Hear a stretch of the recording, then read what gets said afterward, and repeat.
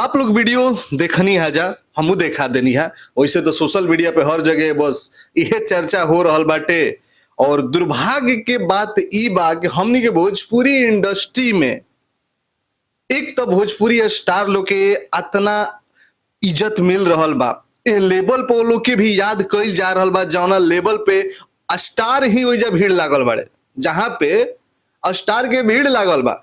केहू केहू के पूछत नहीं खे, सभे एक दूसरे में देखाही में बाटे कि हम कितना करोड़ के कपड़ा पहन के आइल बानी, कितना ला के सूट पहनले बानी, हम हे इंडस्ट्री के हई, हम हई सुपरस्टार हई, हम हई नेता हई, हम फलाना वा, हम चिलाना वा। भोजपुरी के दूगो बेटा चिकरा के वो लेवल पे याद कल गई, कम से कम कार्ड भी आइल नु जौन की लोग सोचले भी ना रहे, लोग ना उम्मीद कैले रहे, लोग ना ही हमनी के उम्मीद कैले रहे, ना ही बिहार यूपी में अंबानी के शादी होता पेपर में खबर आदमी पढ़त रहे, यूट्यूब पे इंस्टाग्राम पे देखत रहे, बस देख के छोड़ देते रहे। लेकिन आज भोजपुरी इंडस्ट्री में भोजपुरी मीडिया में चर्चा के विषय बन गई काहे खातिर, जब पवन सिंह के नाम आइल हा, उनका के कार्ड आइल बा, ओकरा बाद खेसारी लाल यादव जी के भी नाम आइल हा, जेकरा के पछ ना पावत। सच्चाई ई रहे कि खेसारी लाल यादव जी के भी कार्ड आइल हा, पवन सिंह के कार्ड जब ये सोशल मीडिया पे वायरल भइल हा तो घरी खेसारी लाल यादव जी के भी आई रहे। लेकिन बात यह रहे कि हमनी के भोजपुरी इंडस्ट्री के दुर्भाग्य देखी कपने ही पैर खींचे पे लागल बाड़े। भैया चाहे आप पवन सिंह के फैन है, चाहे खेसारी लाल यादव जी के फैन है, बात तेजा भोजपुरी के बा। ओइजा गइल बा लोग तो ना खेसारी लाल यादव जी के लेवल बढ़ल बा, ना पवन सिंह के, भोजपुरी के लेवल बढ़ल बा। ओइजा अगर खेसारी लाल यादव जी से और पवन सिंह से केहू मिलत हुई तो यही कहत हुई कि देखो भोजपुरी इंडस्ट्री के सिंगर हमन, ठीक बा। वो बाद में बात आवे लगे फलाना वाले लॉलीपॉप गइले बाड़े तो चिल्लाना ठीक है गइले बाड़े, खेसारी हमन तो पवन हमन, वो बाद में पूछल जाला। पहले केहू के बाप के नाम पूछल जाला, हम आप केहू हई जा, आपके हमार वजूद समाज में बानू तब बाप माई के नाम से ही बाटे। ती बात सच्चाई आप लोग कैसे भूल जाता नहीं जा? कब तक अपने ही स्टार के आप लोग पैर खींचम जा जी?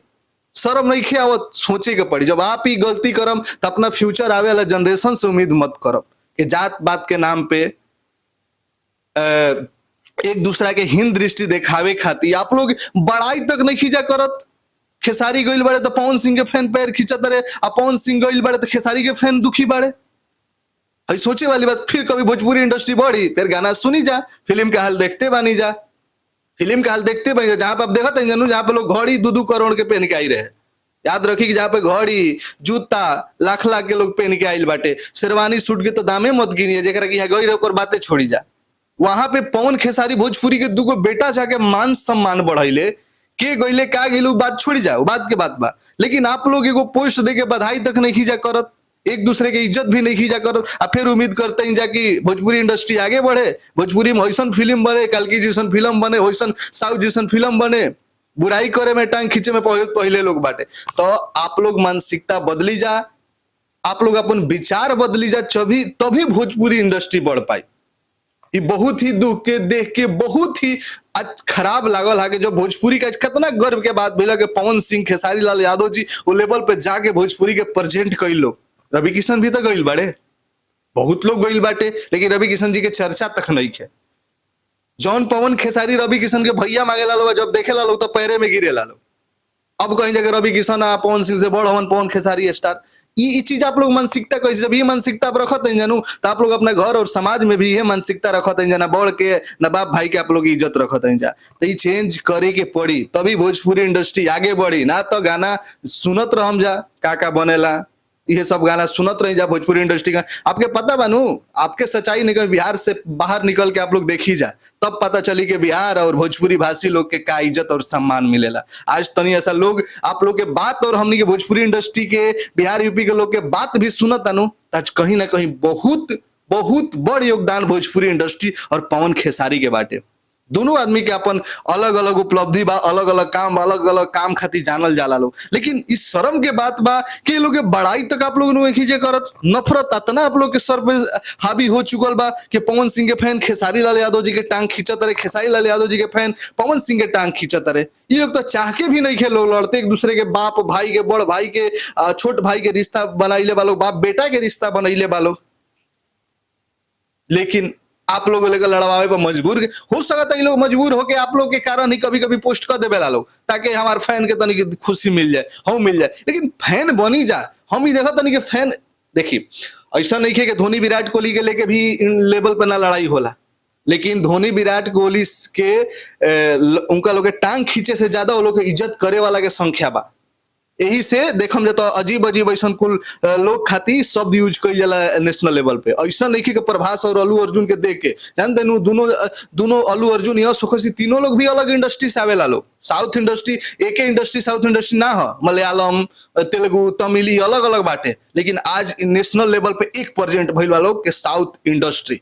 और आज एक के अगर प्रभास की फिल्म रिलीज होता तो अल्लू अर्जुन ओकर बड़ाई करता रहे, अल्लू अर्जुन के फिल्म रिलीज होता तो प्रभास बड़ाई करता रहे।